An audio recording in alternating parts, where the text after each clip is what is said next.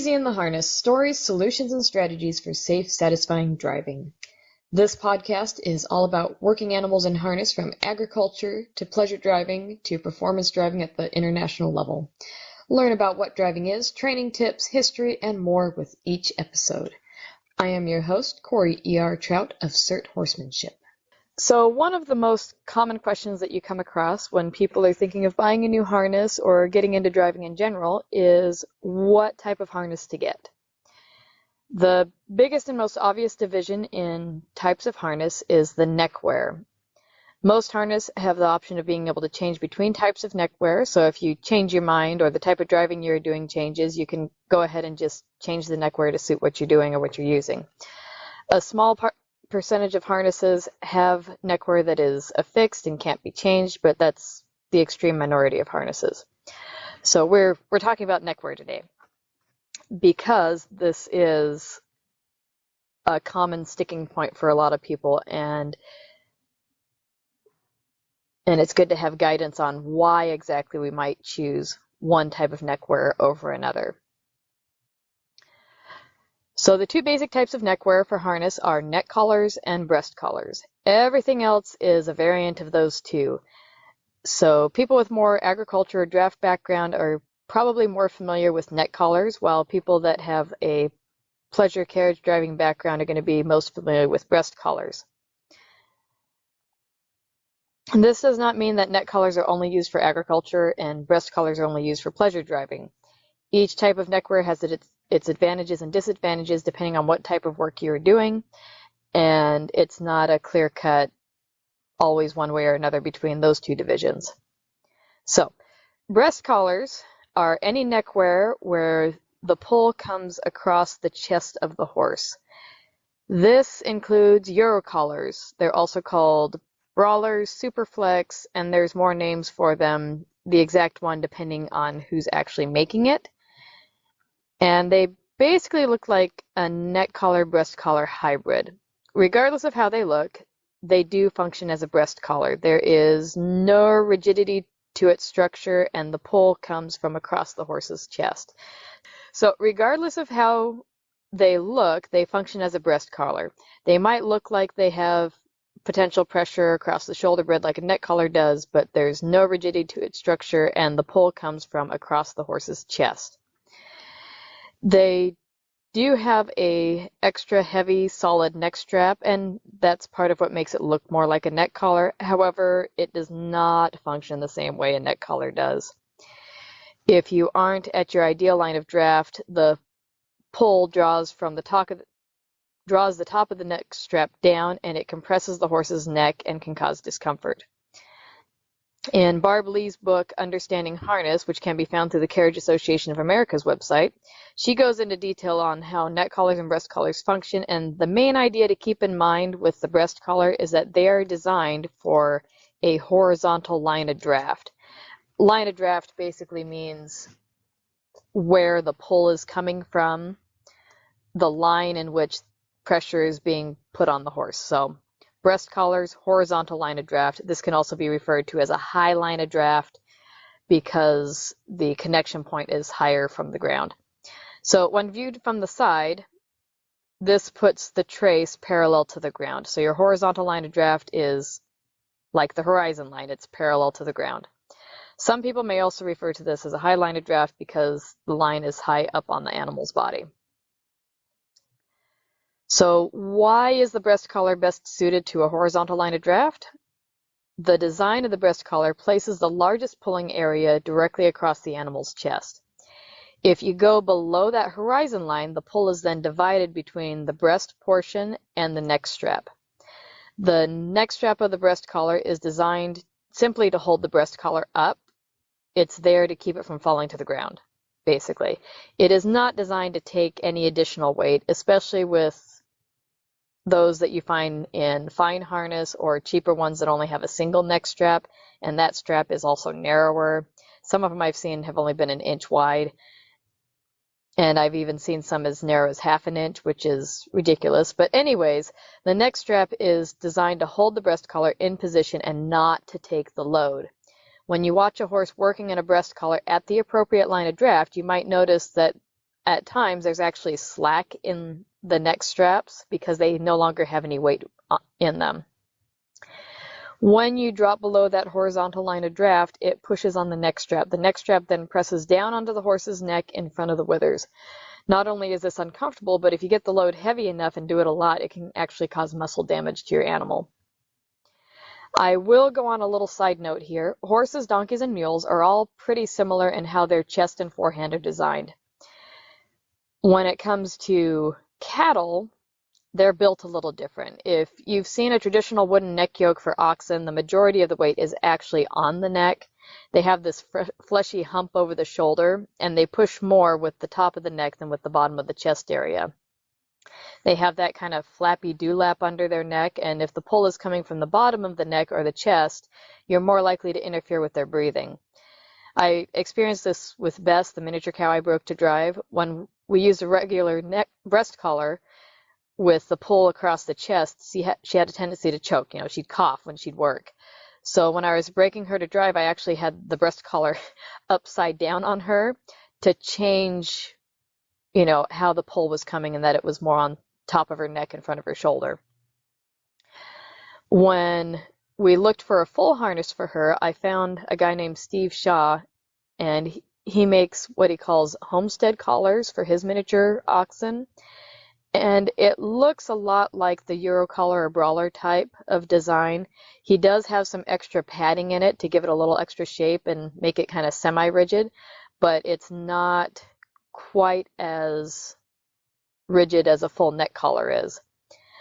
The line for the traces is set up at the top of the neck, so the pull concentrates in front of the top of the shoulder instead of down across the chest. At one point, the owner flipped this homestead collar upside down to see if it would work better, so the pull was coming from the bottom of the neck like a traditional breast collar does for horses. I figured it was worth a try, but the problem was when we drove her, she started coughing during her drives and wasn't moving as freely forward in her pulling with it in that position. That was evidence enough for me that she needed the pull coming from the top of her neck. And this is just a funny thing about how cattle are put together compared to equines. That aside, unless you're driving an ox, you want the pull to be the front of the chest, not the top of the neck. Equine anatomy is not conducive to the pull coming from the neck strap on a breast collar, and the neck strap of the breast collar does not provide an adequate surface to distribute the weight either. I'm not sure if this is true for other ungulates like reindeer, goats, etc. and so forth. I don't really have any experience with driving those guys, but oxen, pull from the top of the neck. Equines, pull across the chest. Anyways, back to equines. You want the pull coming from across the chest with a breast collar, and when you drop that line of draft below horizontal on a breast collar, it pulls on the neck strap and it is uncomfortable for your equines. The other thing about the breast collar is it is basically a straight strap across the chest in its simplest form. There are some designs that have a bit of a, we'll call it a swoop to them, where it dips in the center. Okay, some makers call this a V shape. Zilco has their empathy collar, and there's the comfy fit breast collar as well. How extreme the V or the dip is in the middle depends on the individual maker. Keep in mind, you are still dealing with strapping. Even if it's 4 inches wide, you're dealing with a strap. Leather, biothane, whatever Zilco uses, alpha webbing, Brahma webbing, whatever. It's all just a strap. With a heavier load, any strap is going to want to straighten out. That heavy load can cause the dip to actually push upwards, and this is why with a curved breast collar, especially one with an extreme curve, you want a false martingale in order to encourage it to keep its shape and ensure that it's not creeping up. Basically, the false martingale prevents the downward curve from pushing up into the neck when under load. I guess it is a little ironic that you have this downward curve to give more freedom to the base of the neck, but with a heavy enough load, that can actually cause a problem because it wants to straighten out and push up into the base. This is more of a problem again on the extremely shaped breast collars. Either way, a false martingale can help ensure that your curved breast collar stays curved and in the proper position it is supposed to stay in. So when you do get that extra heavy load and that lower part of the V wants to creep up, the false martingale keeps that down and it keeps the load on the chest and not up in the neck. So another thing about breast collars that Barb Lee talks about in her little book is it has a slight compression effect across the chest and shoulders. The strapping conforms to the shape of the body, and if your single tree isn't wide enough, the strapping is actually pulled and compressed along the chest and sides. So if your single tree is kind of narrow, there's going to be a slight squeeze effect along the sides of your horse. If your single tree is too wide, you end up with less surface area for the pressure to be spread over because the strapping is pulled away from the body and you have less that's actually touching the horse. So you do have some interplay there. It's not like it's a very narrow margin of error, but just keep in mind if your single tree is narrower than your horse's butt, you're going to have pressure kind of pushing inwards on your horse all the time. And if the single tree is really wide, you're not getting the full benefits of distributing the weight and pressure that your horse is having to push into. Now, the benefit of the breast collar is that they're adjustable. They give you a wider range of sizes and more forgiveness in your fit. While the strap that goes across the breast itself is a single size and doesn't adjust, you do have a few inches of tolerance to play with. So the ideal is that the end of the buckle on your breast collar sits about level with the horse's elbow, but it is perfectly fine if this is an inch or so shy of the elbow or goes a little bit past the elbow. You don't want it too short because, again, that reduces the surface area that the horse pushes into. It can concentrate pressure in the wrong spot. But if, so far as it being a little long, you just don't want it interfering with the saddle on your harness. So having it be an inch or two past the elbow is not a big deal so long as it's not pushing into the saddle of your harness. Now, when you are working with pairs and have a long tug breast collar, there is a little less leeway because the trace buckle on your long tugs has an up tug and a lower billet, and that buckles into the saddle billet and overgirth on the saddle of your harness. But however, for the most part, you have a good amount of let's go back. So when you're working with pairs, if you have a long tug breast collar on your horses, you have a little less leeway because the trace buckle has an up tug and a lower billet, and that has to buckle into the saddle billet and your overgirth respectively. But normal breast collars, single horses, for the most part, you have a good amount of adjustment up and down on the neck strap, and you've got a couple inches leeway on either side for the length of your breast collar. So with the breast collar, you don't have to worry as much about being able to get it to fit compared to a neck collar. So when you're sizing your breast collar, the most important measurement is across the chest from the line of one elbow to the other. Again, you have a couple inches worth of tolerance here, and I personally prefer a little too long than too short. So long, again, as the buckle is not interfering with the driving saddle, it's fine. As I mentioned earlier, the long tug breast collars, they need to be long enough for the buckle to be in alignment with the saddle of the harness. Too short a breast collar reduces the surface area that the pull is placed on. And also another consideration is for those breast collars that have a ring for the quote-unquote variable line of draft or a buckle and trace, if the metal piece is too far forward, it can create a pressure point that could potentially be uncomfortable. So if you have one of those breast collars with the variable line of draft, you want that ring as far back as possible that your little short tug and buckle connect to. You don't want it up close to the point of shoulder. You want it as close to the elbow as possible. There are breast collars that have the traces stitched directly into them. These are usually cheaper than the buckle and breast collars because there's less effort required in making them, and you're minus the cost of the hardware for the buckles as well. The sizing of these breast collars that have the traces stitched in is judged by where the padding for the breast collar ends. So this again should be near the horse's elbow, But without the hardware, you do have a little leeway on where exactly this is, so long as the neck strap is positioned appropriately. You don't want your neck strap too far forward or too far back, because then your breast collar isn't going to sit in the right spot. Now, the downside of the stitched in breast collar is if your trace breaks, you have to replace the whole thing. Also, your adjustment for length is on the back end of the trace, and if your traces are long, you end up with several inches of trace sticking out behind your single tree, which doesn't look very tidy.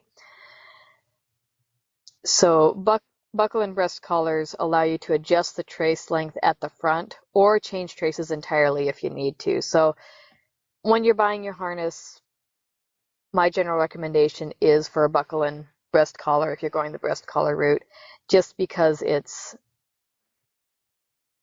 better adjustment, it's easier in the long run. Even if you're saving $50 to do the stitch in, it's just easier in the long run if you can change out your traces and adjust them on the front end versus the back.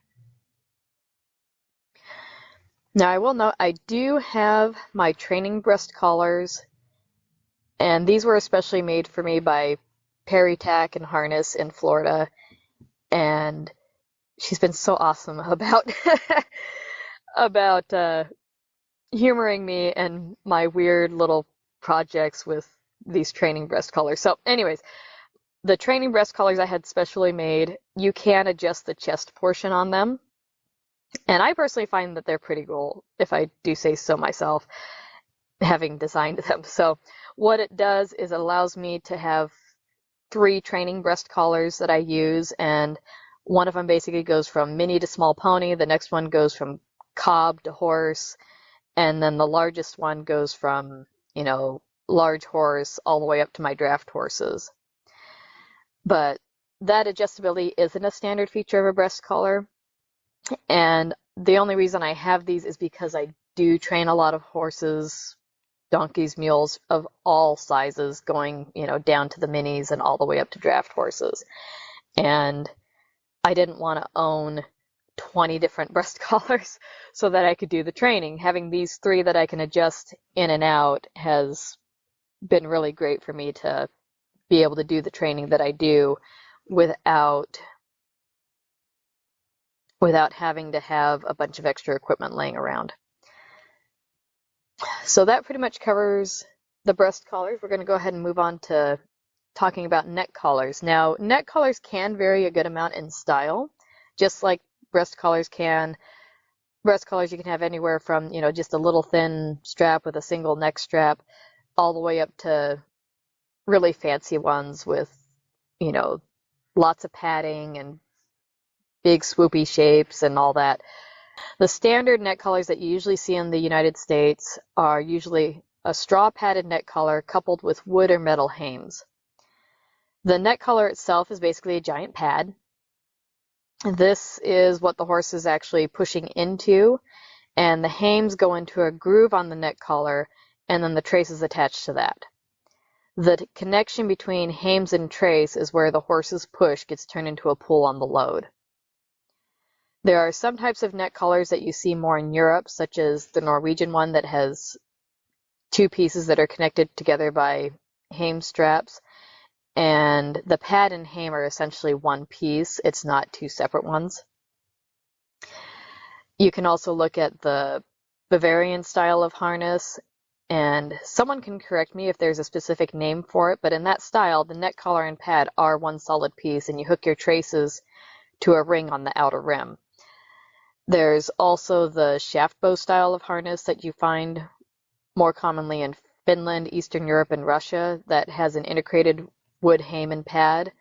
But either way you go, they all fall under the neck collar umbrella. Whether you have the collar and hames that are basically one item, or if they're separate, you essentially have padding, something more rigid that the trace is attached to, made of wood or metal, and sometimes it's both wood and metal together. And the functionality is that the neckwear rests on the front of the shoulder bed, and the pull comes primarily across the shoulder bed and not the chest. That would be your base difference between a neck collar and a breast collar. It is where the pull is coming from. The breast collar is going to pull across the chest, and the neck collar is going to pull across the shoulder bed. I guess you could also call this the base of the neck. So because of this, you have the pressure coming across the shoulder bed. This area which the pull is coming from on the neck collar puts the ideal line of draft perpendicular to the hames, or perpendicular to the line of the animal's shoulder. This position, perpendicular to the shoulder bed, typically puts it at roughly a 45-degree angle from the ground up to the hames. It should be 90 degrees from the hames to your trace, but if you're looking at the angle from the traces to the ground, it's going to be about 45 degrees, give or take. When you see an animal pulling with a neck collar, the traces usually run past about mid-stifle to around the level of the hock. When you're pulling with a breast collar, that line for the traces should be more in line with the animal's stifle. So if you're looking from the side, you can kind of see the difference between where the line of draft should be on a breast collar versus a neck collar, in that the breast collar is about line with the stifle, neck collar is going to be closer to the hocks. Neck collars typically do not have a lot of adjustability. Some are completely one solid piece and do not open at all. Others have a single buckle or clip to secure the two sides together at the top, and that's it. In the USA, you have a company called Coblin's Collars. They are, if not one of the biggest and probably best makers of neck collars in the country that I know of. And they produce adjustable neck collars that offer 3 inches of adjustment between each neck collar. So for example, you can have one neck collar that can be set at 20 inches, 21 inches, or 22 inches. So they do this by having a cap that covers the top of the collar that buckles on both sides, and there's little billets on the cap that, it buckles into. So keep in mind, when we're talking adjustable neck collars, the makers themselves say that the ideal setting for the adjustable neck collars is that it fits on the smallest setting. Okay, so when you buy the neck collar, if you want to have that 20 to 22 neck collar, it should fit your horse at 20. The idea is that you let it out if your horse gets extra thick fluffy coat in the winter, basically, or gets a little fat. And then when they're in their best working shape, you have it down on the smallest setting. So the reason for this is, as you lengthen the neck collar, it changes where the wear pad is in relationship to the line of pull. So the adjustable neck collars are made and set to have the ideal line of draft when adjusted on the smallest setting. And as you let out that top strap, you're dropping it relative to the horse. Now, keep in mind that horses do, for the most part, add weight on the top of the neck versus the bottom of the neck, but that's kind of beside the point here. Moving on to sizing, when you size a neck collar, they are sized through the center of the neck. So, meaning you have a straight line from the top to the bottom of the interior of the neck collar. This is how they're sized. They're sized through that line that bisects the neck collar from the inside rim of the bottom of the neck collar to the inside of the top of the neck collar. A lot of people have a hard time sizing neck collars, and there are multiple tools that you can purchase specifically to help you size them. If you have 2 carpenter squares, you can use these to size them without having to buy a specific tool for it. And basically you set them around the horse's neck and you use those to measure. So you set one on top of the neck, the other one on the bottom, line them up, and take the measurement from the inside of those 2 carpenter squares. There's a trick that seems to work on most horses, even down to the miniatures. If you take a tailor's tape, which is the flexible style of tape that tailors use when measuring clothing, you set it at the center of the top of the horse's neck, in front of the shoulder bed, and then you go down to the jugular groove. Supposedly this gives you a fairly accurate measurement. And there's another trick that you take a measurement along the forearm, and I can't remember where exactly on the leg you do that. I think it's like a hand span above the knee. But anyways, I think the one on the neck down to the jugular groove is a little bit more accurate than the forearm one. But honestly, the best way to determine collar fit is having neck collars to try on, which I know isn't an option for everybody, but it really is the best way because different makers make them slightly differently, and there's a whole, I'll get into neck collar shapes here in a minute, but if you have the option to, if you know somebody with a bunch of different neck collars, that's the best way to go for sizing, but these other options I mentioned work too. So when you put the neck collar on the horse, the ideal fit allows you to fit a flat hand between the horse's neck and the collar with your palm basically flush with the neck collar, not stacked. So your hand should fit between the neck collar and the horse's neck so that basically you can feel their hair on the back of your hand. And this goes like summer coat, not winter coat, right? And that gives you pretty much the ideal fit right there. If you can't get your hand in there, obviously it's too tight. If you can stack your fist in there, it's way too loose. I know some people fear that neck collars might choke the horse, and honestly, you're actually better off with a neck collar that's a little too tight than one that's too loose. At that point in the horse's body, the esophagus and trachea are not right up against the horse's skin, so the risk of actually choking them in that spot is pretty small, unless you go super tight on the neck collar. You'd have to be stupidly tight for it to cause any problems. On the reverse end, a too big neck collar is going to cause problems because it moves too much. So when the horse is wearing that loose neck collar, it's going to rub back and forth. It's going to move up and down. It's not going to stay where it's supposed to because it's too far down on the neck, and it's going to actually start interfering with the movement of the point of shoulder. The increased movement raises the opportunity for it to rub, wear, and potentially gall your horse, whereas one on the tight side isn't going to move and rub. It's not going to interfere with their point of shoulder. It's going to be in a little bit better spot than a too loose one. Again, we want them to fit properly, but if you're half an inch either way, you want to be half an inch too tight than half an inch too loose. So if you are using the more common neck collar and hame setup, your hame measurement is going to be 1 to 2 inches larger than your neck collar. Measurement for the hames you do from top to bottom where the hame straps connect to the hame. With the buggy style hames that end in a ring on either end, for the hame straps you simply measure from ring to ring. And work style hames, some of them have 2 to 3 slots that you can adjust at the top of the hame before it extends up into the little hame balls on top.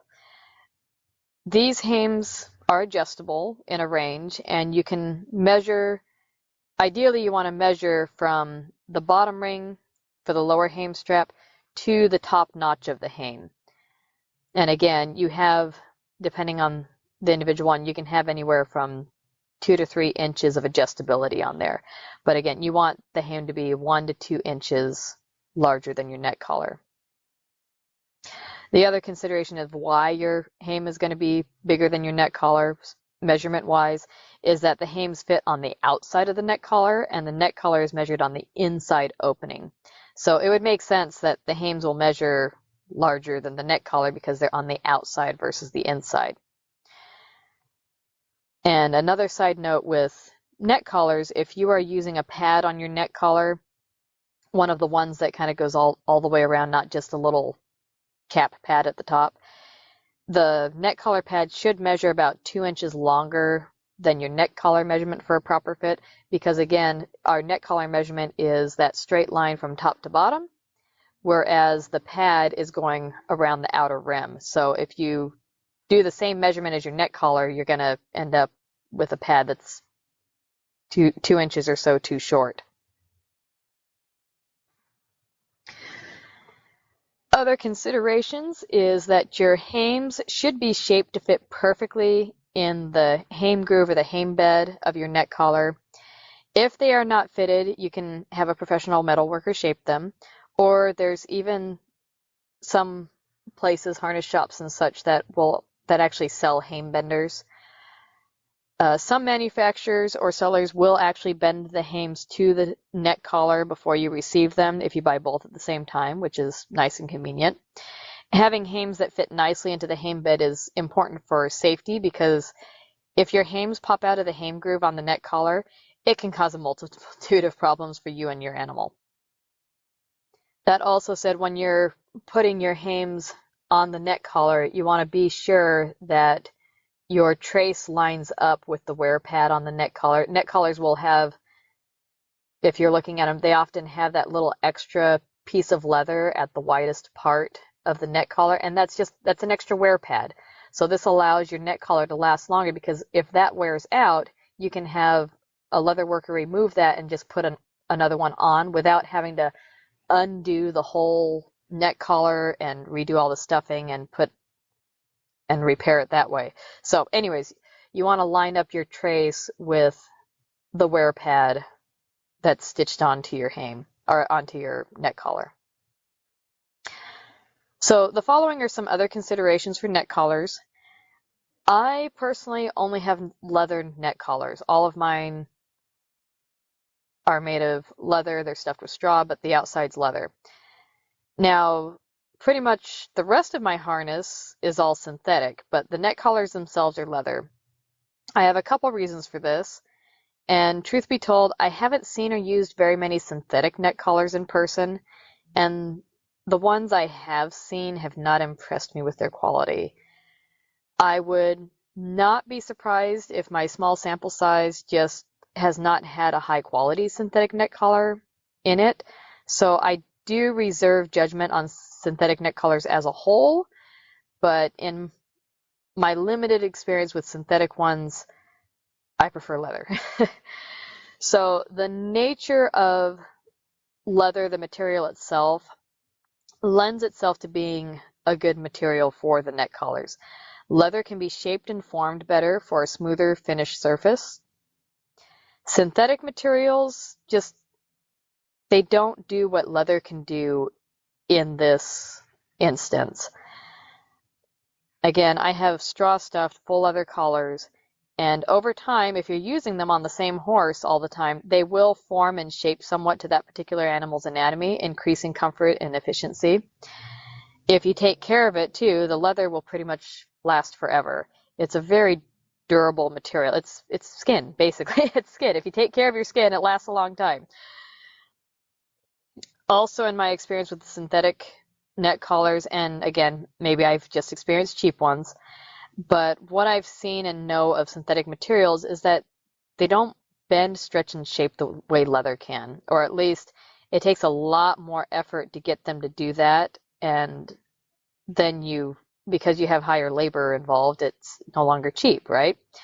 So maybe they've improved in the years since I last saw a synthetic neck collar, but a lot of the ones I've seen in person, they tend to be a little lumpy. They're not as smooth as a leather neck collar can get. So, and it has nothing to do with the stuffing, how they stuff it. It's just the material itself, when you bend it, tends to buckle and bunch rather than maintaining a smooth surface.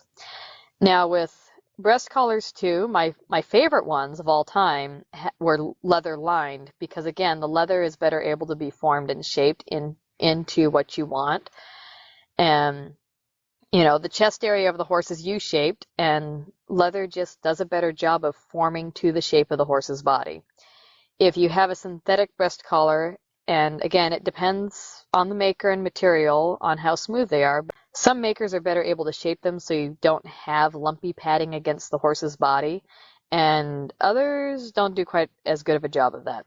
So if you have a breast collar in hand and you fold it in half, obviously it's a lot tighter than what it's going to be on the horse, but you'll notice if you fold it in half, The synthetic ones will tend to get more lumps and ridges because the synthetic material resists the curve a lot more. The leather isn't going to do that so much because the material has more natural flex to it. Obviously, if you bend it to the extreme, anything that isn't trained to that shape is going to give you a little ripple or wave in there, regardless of the material it's made out of. But the leather is going to form a little bit better, and over time, it can assume that shape. So I've also seen on synthetic breast collars that if they're not stitched to the arch or using cheaper materials, you will get rippling on the underside, which has the potential for pressure points and rubbing as your horse is working. But back to neck collars. Again, not a fan of the synthetic materials, but I do reserve full judgment on those because I haven't seen enough synthetic neck collars to make any blanket statement on that. I personally do metal hames. Plain steel are going to be heavier but cheaper than the stainless ones. Neck collar and hames are obviously going to be heavier than a breast collar, and that's another reason that some people just go with breast collars over neck collars, and it's weight. Now, buggy style hames are obviously going to be lighter than a farm style hame because the farm style hames you have the extra hame balls on top because there's more to them. So you have your measured size of your hames, and then for the farm style you have 6 inches or so beyond that with the hame ball on the end of it. The other thing about farm style hames is that they're going to be designed for heavier loads than buggy hames, so they're going to be thicker and weigh more regardless, just because they're heavier duty items. I've had people ask me why there's hame balls on the top of the more farm style hames, or the ones that you see on draft horses and stuff. And the hame balls are there to prevent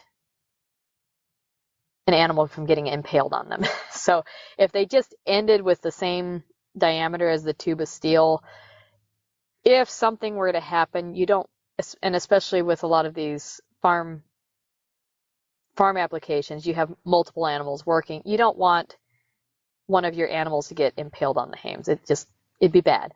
If somebody trips or falls or you have an accident, you just don't want that happening. So you have the balls on the end of the hames because it prevents an impalement from happening.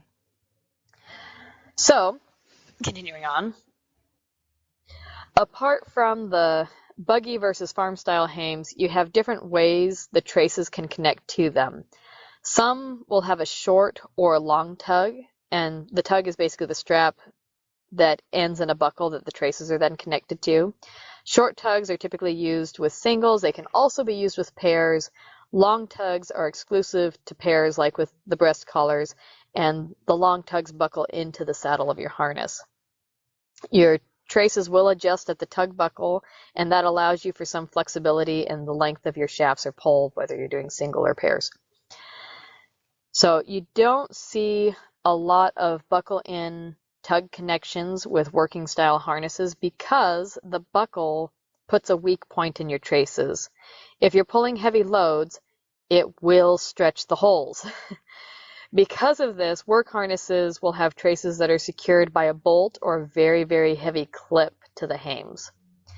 The traces often end in another bolt connection, and the actual connection to the load is often a heavy chain that you can adjust for length. So you'll have, typically it's 6 or more chain links, and you can bring the load closer or further away, whether you have the chain links all the way out or you do it up close to the end of the strapping on the trace.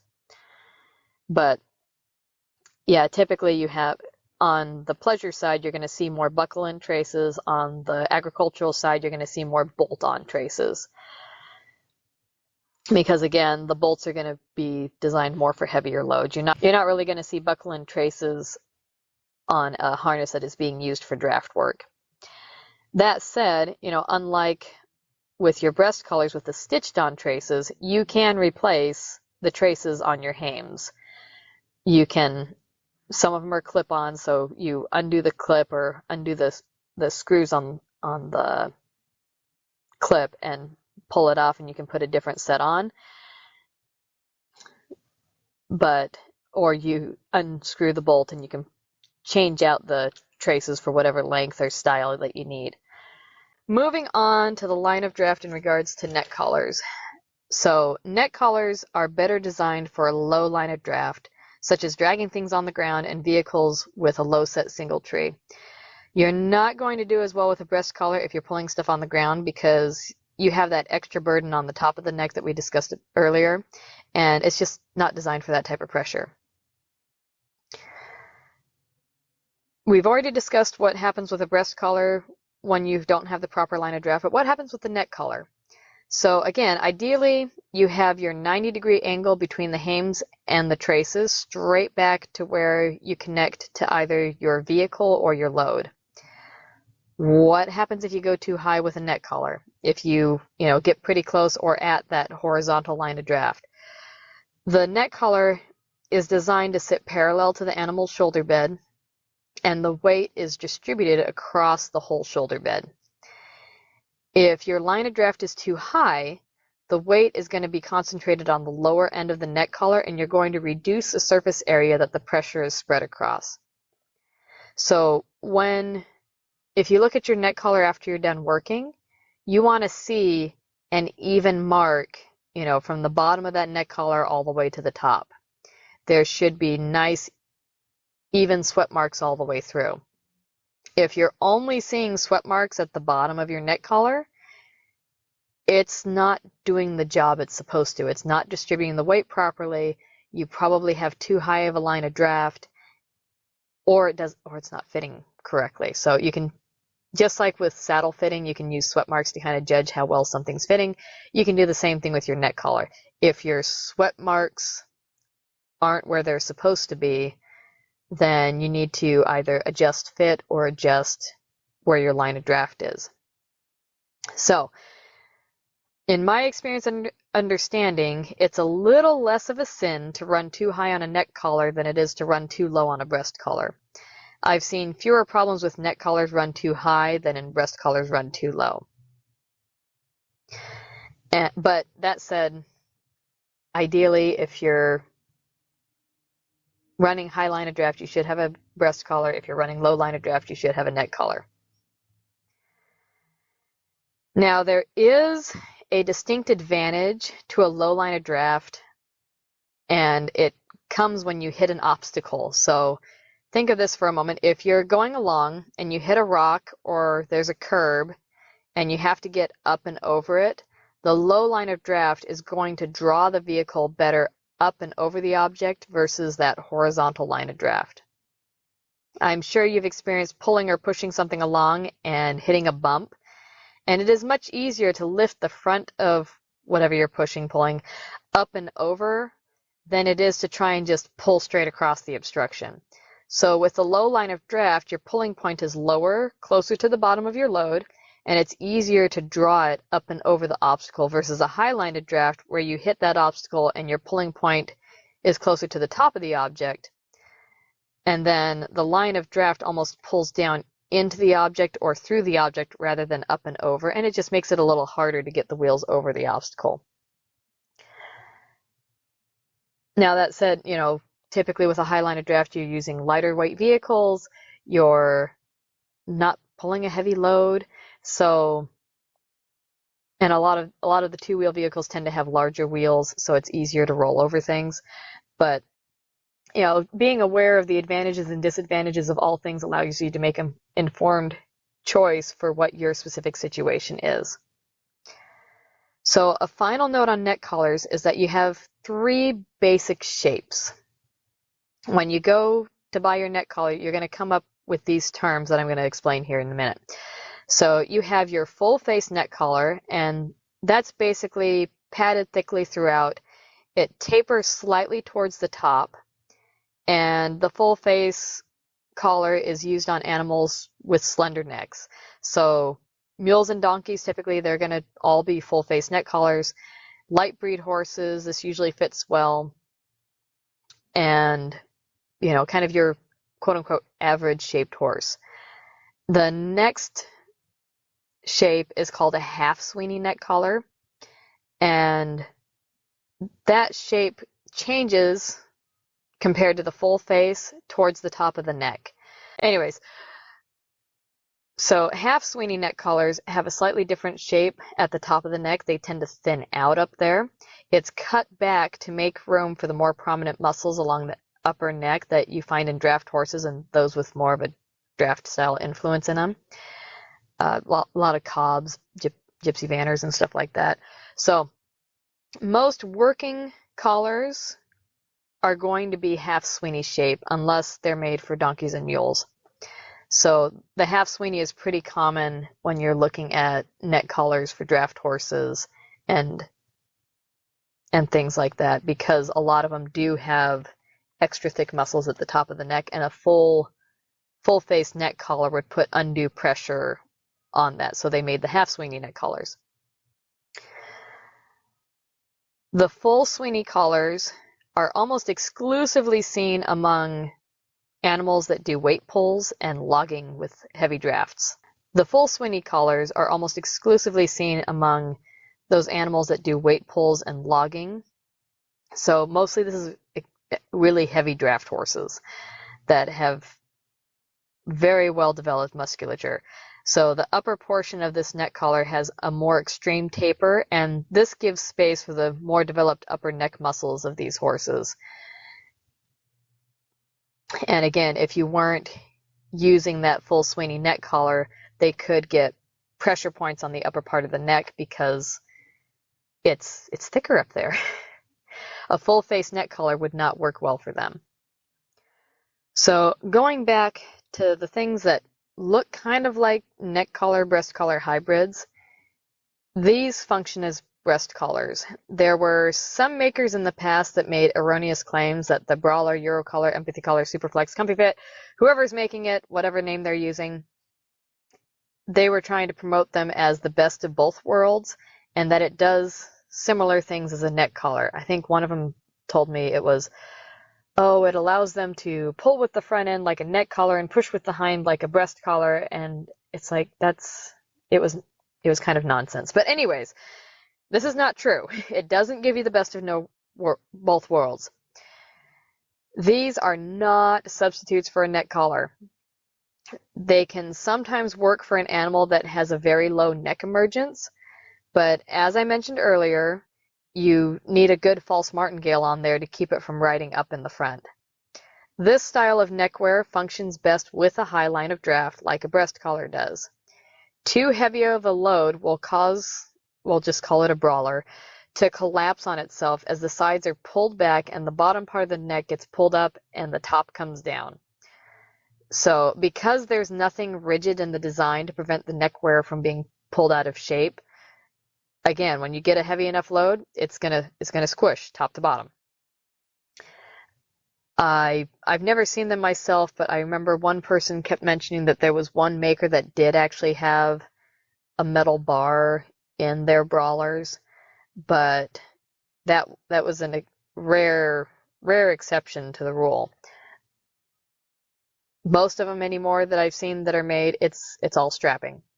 It's wide strapping, but it's still strapping and it will flex under load, and it'll want to try and form a straight line when it's pulled on.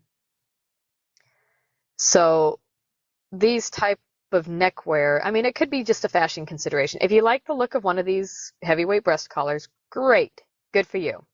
If your animal goes well in it, even better. But do keep in mind that they are not designed for a low line of draft. They are not designed for heavy loads, and they are basically the same as a breast collar with graded weight and less adjustability. Because you just have, kind of like on the adjustable neck collars, they have a buckle and a billet on either side of the top cap, and you adjust them in and out that way. So a final thing that I have noted on the brawlers is that the upper cap, or the extra heavy duty neck strap, it doesn't always lay flat against the top part of the neck, and you sometimes have one edge or another. Usually it's the back edge that's closer to the withers, and it can push into the neck and cause discomfort that way. So be sure that if you are using one of these, when you put it on, that top cap lays flush with the neck and it's not tilting back one way or the other. So after all that, I know some of you are probably thinking, but Corey, I've seen professional drivers at the highest levels using breast collars on the marathon course with their vehicles that very obviously have a low line of draft. What about them? This falls in line with what I said in the breaching episode. While the ideal is that everyone driving a vehicle with a low line of draft uses neck collars, and everyone with a high line of draft vehicle uses breast collars, people will make decisions they feel benefit them the most. So those upper level drivers are hopefully making a conscious decision about their equipment. They are using the lighter weight breast collar because they feel it gives them a better advantage than those provided by the neck collar. Most of them are also using long tug breast collars that buckle into the saddle of the harness. What this design does is it shifts the burden of the low line of draft from the neck strap to the breast collar on the saddle of the harness. So long tugs are also only used in pairs and larger hitches, such as like a unicorn or a team of 4. And that makes a difference because you no longer have that extra pressure on the neck strap when you run too low on your line of draft because your tugs, the front end of your traces are buckled into the saddle. So there are reasons and considerations for still going with a breast collar even with a low line of draft, but again, that's pairs, upper level competition. They're making conscious decisions, hopefully, about what they're using. And this is also why we shouldn't just blindly emulate upper level competitors, because they know things about driving that the beginner doesn't, and just emulating that doesn't always do well because they have a wider depth of knowledge of how things are functioning and why exactly they're doing that. Now on the flip side, in the draft horse show world, you will see single horses in cart using neck collars. As I said earlier, the neck collar, in my mind at least, is a little more forgiving of the improper line of draft, and these carts are super lightweight, and they're not putting much of a burden on these horses cruising around in the arena for 10 minutes. So in this case also, most of these horses that are in the cart classes, they're also being used in various hitches, and they may not want to swap neckwear between classes. I mean, I guess that's technically lazy, but you know, you've got all this equipment, you've got all these horses. Why change out the neckwear when the neck collar goes well enough, right? So again, these people are making decisions based on their individual situation, and hopefully we're all making informed decisions, knowing what we might be gaining or sacrificing with each choice in neckwear. So in conclusion, when you're making a decision about which neckwear, consider what type of work you're going to be doing. Really heavy work, you definitely want a neck collar. If you're kind of in between, again, it depends on the vehicle you're working with, whether you have a high line of draft or a low line of draft. And also, if you plan to do drag work, go for a neck collar. You know, if you want to drag your arena with your horse, use a neck collar. That's the type of stuff it's for. Use the thing that is going to be the best for the majority of applications that you will use it for. If you have to choose between them, go with the one that is going to do what you need it to do and allow your animal to work at the best of its ability. So if you're mostly in a two-wheel cart cruising, go for the breast collar. If you're dragging stuff on the ground, go for a neck collar. If you're interested in more information about neck collars and breast collars, along with videos and stuff that give you visuals, I do have a course through equineacademy.org about harness fit and function, and it goes through a lot more details on how to fit and adjust both a neck and a breast collar. The Patreon that supports this podcast also has videos and articles that go into more detail about neckwear as well. You can actually buy the whole harness fit and function collection of information through the Patreon, and it gives you all the videos, the diagrams, etc. and so forth, and you get full access to that for as long as the Patreon exists, which hopefully is going to be a very long time, and I'm going to keep adding information to it. So I hope you all found this informative and learned some more things about neck collars and breast collars and feel more informed about making a decision about what style of neckwear you're going to use with your horse and harness. I hope you enjoyed this and learned something new. If you have questions or comments, you can reach me at easyintheharness@gmail.com. If you wish to support this podcast and other educational content, please go to our Patreon at patreon.com/certhorsemanship. That's CERT horsemanship. It will also be linked in the show notes. Being a supporting member gives you early access to the podcast episodes and transcripts. Higher levels of support give you access to videos, diagrams, and more that I have to offer, covering subjects from harness fit and function, vehicle selection, maintenance, and training your horse to drive, as well as more. This episode was produced by Amara Saldate. And remember, you have freedom when you are easy in your harness.